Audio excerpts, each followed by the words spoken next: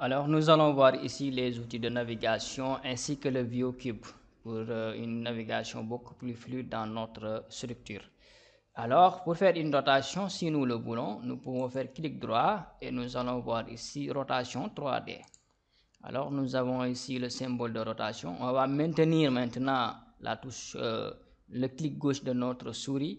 On maintient, alors, on déplace seulement la souris pour faire une rotation 3D. Et en même temps, ici, on voit ici le ViewCube qui suit le même sens de rotation.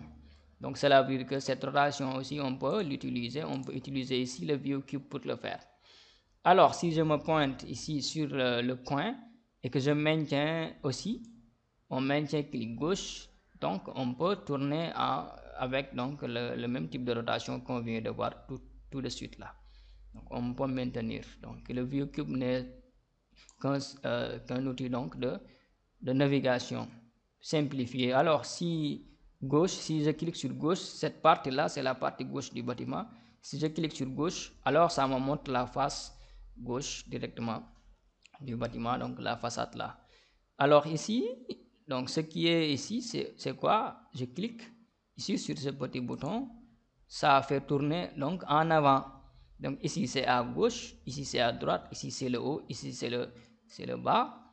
Ok, donc avec ces flèches, je peux naviguer, passer de vue en vue automatiquement, directement donc de façon plus rapide. Ici c'est le bas, je clique et je vois donc le bas. Ok, là aussi ça fait tourner vers l'autre sens. Donc ça fait tourner autour de l'axe Y. Donc ça fait tourner le bâtiment autour de l'axe Y. Donc généralement on n'a pas trop besoin de cette rotation. Et ici sur la case là, ça nous mène donc à la vue par défaut. Donc c'est la vue perspective par défaut. Donc ici sur haut, on peut cliquer sur haut, donc ça nous mène en haut du bâtiment. Ok, on peut faire donc une rotation en avant, ensuite une rotation en bas.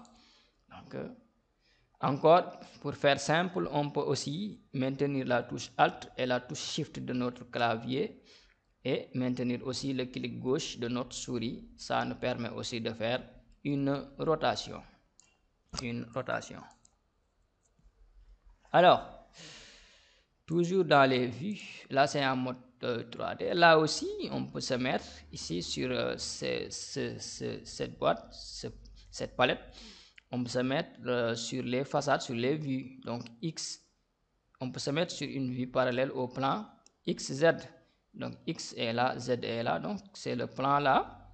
Donc si je me mets sur XZ, alors je suis maintenant sur un plan, une vue parallèle au plan XZ.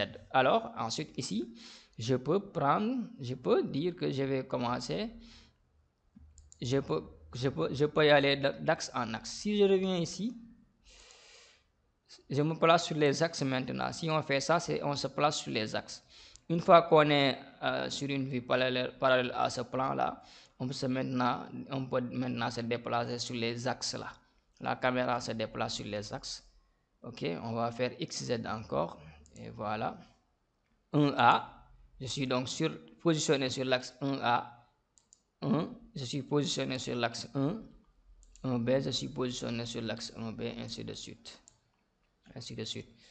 On peut toujours venir sur le plan XY qui est le plan, alors qui est donc la vue en plan horizontal, Et là aussi, on peut, si nous avons ça, on peut se déplacer maintenant suivant l'axe Z. Si on est face donc au plan XY, on se déplace maintenant suivant Z. Si on est face à l'axe XZ, on se déplace suivant Y, ainsi de suite. Si on se déplace, si on fait face à un plan formé par deux axes A et B, alors on se déplace suivant l'axe C. Alors, là on était toujours en mode vue. Mode vue, c'est le mode 3D. On peut aller en mode projection donc pour aller en vue en plan. On est maintenant en vue en plan. Donc en vue en plan, c'est la coupe horizontale. Et une fois qu'on est en vue en plan, maintenant, on se déplace seulement. On ne peut que se déplacer suivant Z. Suivant Z, alors suivant l'altitude, suivant la hauteur. Ici, on voit base. Base, c'est la base, la fondation. Ensuite, on se déplace vers le haut, suivant Y. Suivant Z, donc, c'est le plan des longrines. Et ici, suivant PH, suivant Z toujours, pour aller rejoindre le PHRDC, ainsi de suite, ainsi de suite. Donc, quand on est sur projection, on est donc sur les vues en plan, donc sur les coupes horizontales. Donc, pour revenir en vue 3D, on va faire vue.